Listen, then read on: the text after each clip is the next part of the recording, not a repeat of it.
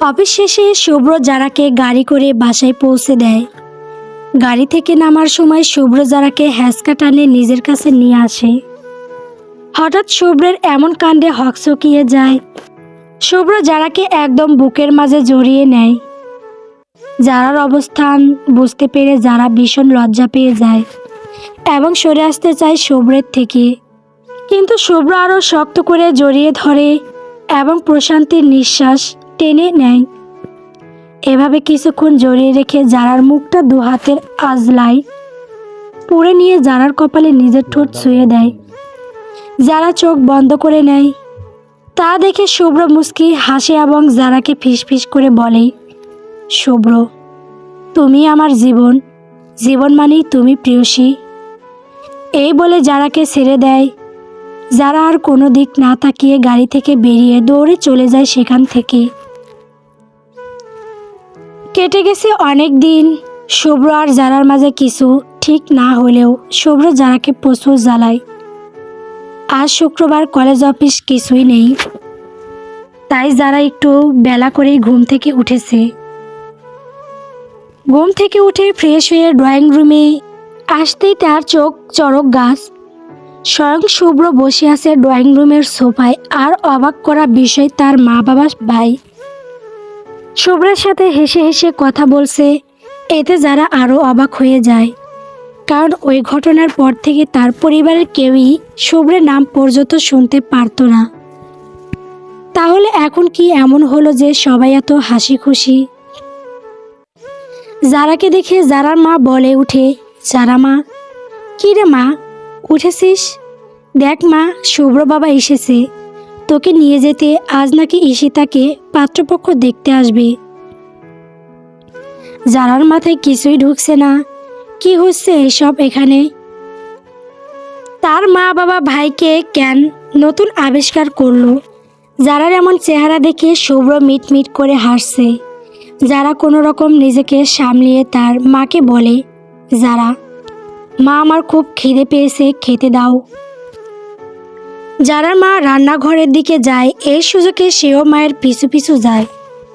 যারা তার মাকে বলে, যারা, এইসব কি হচ্ছে মা? এই লোকটা এখানে কেন? যারার মা, এই লোকটা কি হে? শুভ্র, তোর স্বামী নিজের স্বামীকে কেউ এভাবে বলে?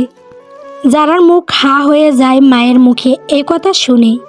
যারা বিস্ময় নিয়ে বলে, যারা, তোমরা ভুলে গেছো লোকটা কি করেছিল আমার সাথে? তাহলে কি করে এই কথা বলছো?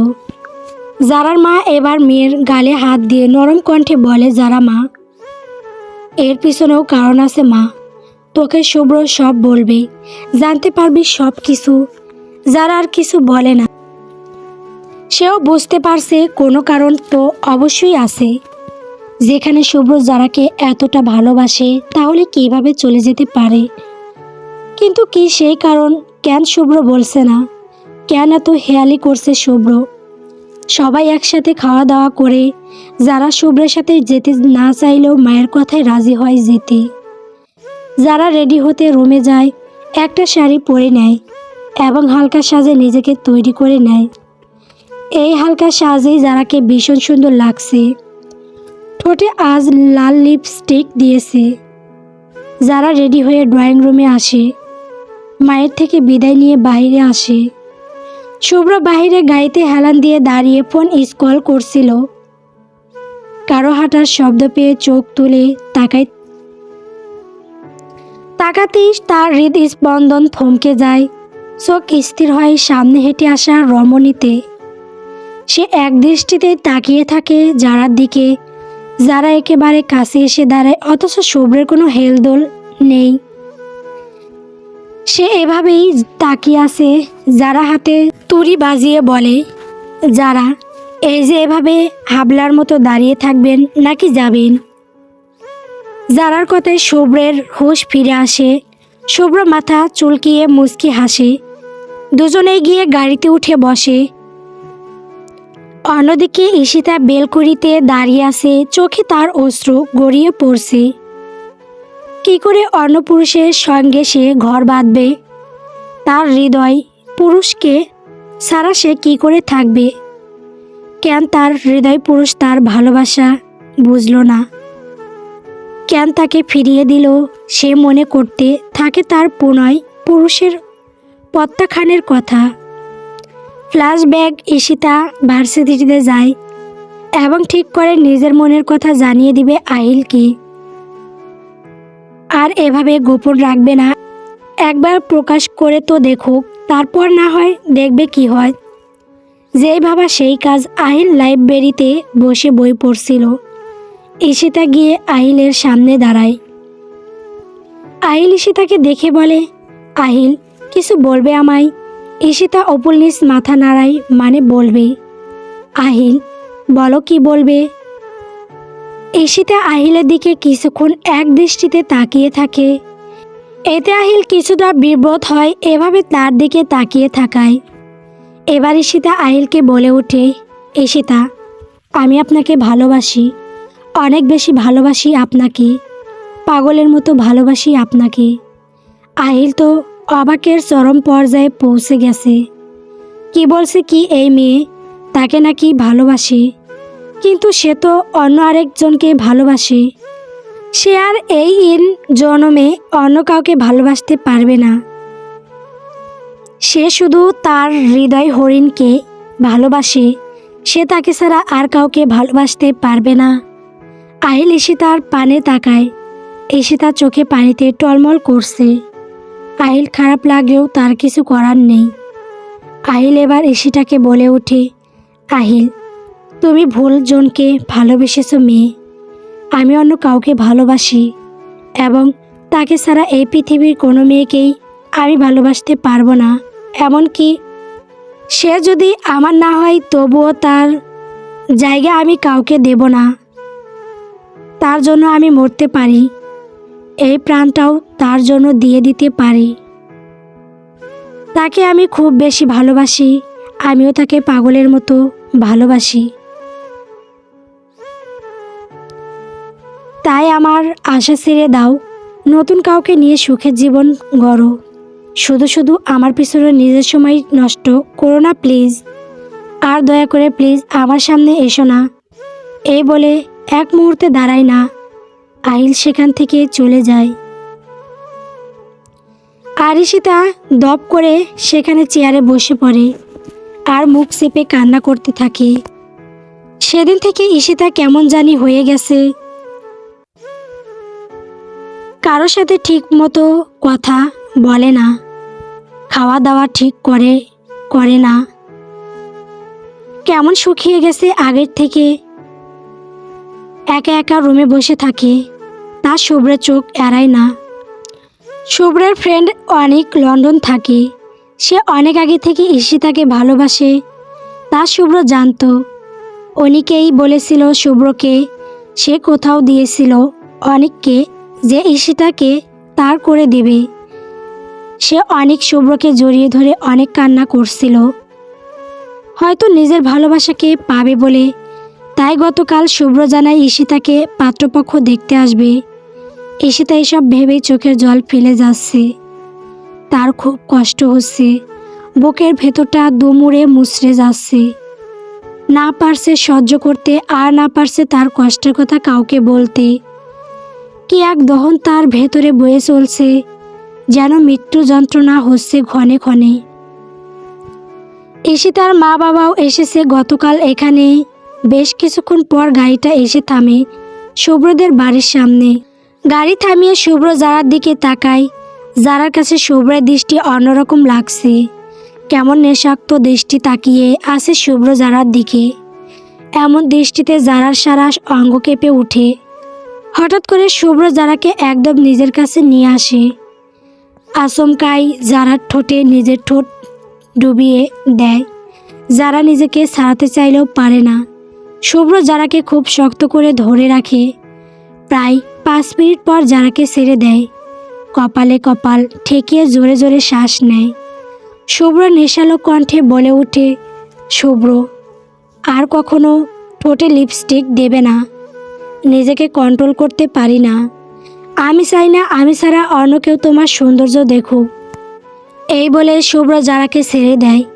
যারা লজ্জায় মাথা নিচু করে রাখে আর শুভ্র ঠোঁট টিপে হেসে বলে, শুভ্র, এভাবে লজ্জা পেও না সুন্দরী, মাতাল হয়ে যাইতো।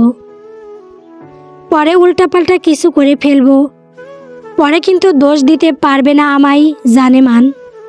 রাতে যারা অব্রকে কোলে নিয়ে বসে আছে, শুভ্র যারার কোলে বসে যারার মুখে বারবার চুমু দিচ্ছে আর আদো আদো বলিতে মাম মাম ডাকছে।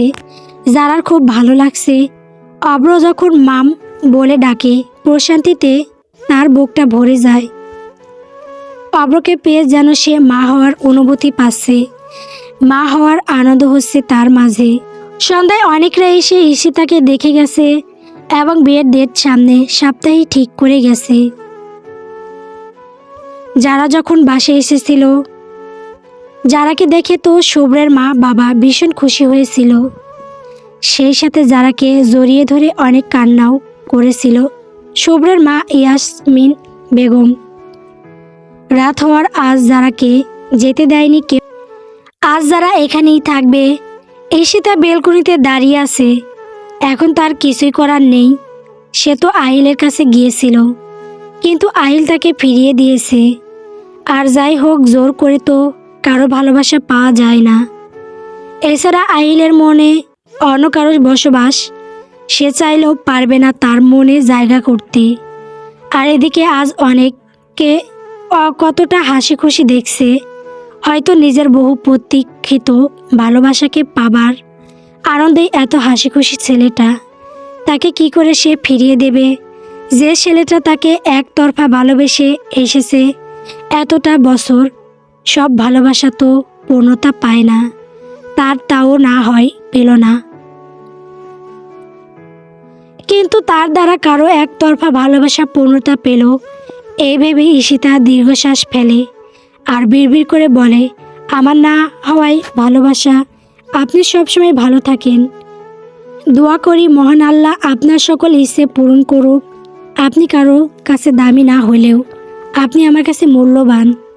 আমি আপনাকে হারাতে চাই নাই, কিন্তু ভাগ্যের কাছে আমি হেরে গেছি।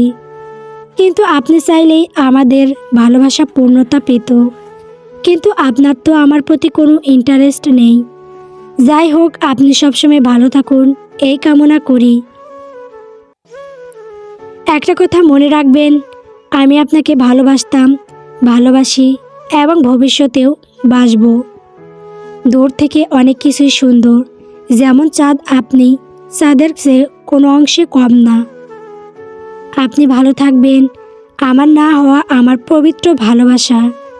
বলতে বলতে 2 ফোঁটা চোখের পানি গড়িয়ে পড়ে। অব্র ঘুমিয়ে গেছে, তাই বিছানায় শুয়ে দিয়ে যারা রুম থেকে বের হয়। ড্রয়িং রুমের সোফায় বসে শুভ্র বসে অফিসের কাজ করছে। আর শুভ্রের বাবা মা কাউকেই দেখতে পারছে না, হয়তো শুয়ে পড়েছে গিয়ে। যারা ছাদে চলে যায়। আজ আকাশে চাঁদ উঠেছে। চাঁদের আলোয় সবকিছু, ছাদের সৌন্দর্যতা যেন আরো দ্বিগুণ বেড়ে গেছে। ছাদের একপাশে ফুলের বাগান রয়েছে, তাতে অনেক রকমের ফুল রয়েছে। চাঁদের আলোয় সবকিছু কেমন মোহনীয় লাগছে। একপাশে দোলনা রয়েছে, দোলনাটা আবার লতাপাতা ও ফুল দিয়ে সুন্দর করে সাজানো। যারা খুশিতে দৌড়ে গিয়ে দোলনাটায় বসে পড়ে, দোল খাচ্ছে আর খিলখিল করে হেসে উঠছে। এই নীরব পরিবেশে যারার হাসিটা যেন একজনের কাছে মন্ত্রমুগ্ধের মতো লাগছে। সে এক দৃষ্টিতে প্রিয়তমার হাসি মুখটার দিকে তাকিয়ে আছে। এ যেন কোনো চন্দ্রকন্যা চন্দ্রবিলাস করছে নিজের মতো করে। আশেপাশে কে আছে না আছে কারো দিকেই কোনো খেয়াল নেই চন্দ্রকন্যার। যারা চাঁদের দিকে তাকিয়ে গুনগুনিয়ে গেয়ে ওঠে, চাঁদনি পসরে কে আমারে স্মরণ করে কে আয়সা দাঁড়াইছে গো আমার দুয়ারে। বাহিরে চাঁদের আলো, ঘর অন্ধকার খুলিয়া দিয়াছি ঘরের সকল দুয়ারে। তবুও কেন সে আমার ঘরে আসে না। অন্যদিকে শুভ্র চাঁদের দরজায় হেলান দিয়ে মুগ্ধ হয়ে শুনছে তার সর্বনাশিনীর কণ্ঠে গাওয়া গান। হে সর্বনাশী তুই, যাকে প্রথম দেখেই তার সর্বনাশ ঘটেছিল। তার চোখেই তো দেখেছিল তার সর্বনাশ। গল্প জীবন মানেই তুমি। পরবর্তী পর্ব পাওয়ার জন্য অবশ্যই আমার চ্যানেলটিকে সাবস্ক্রাইব করবেন। ধন্যবাদ।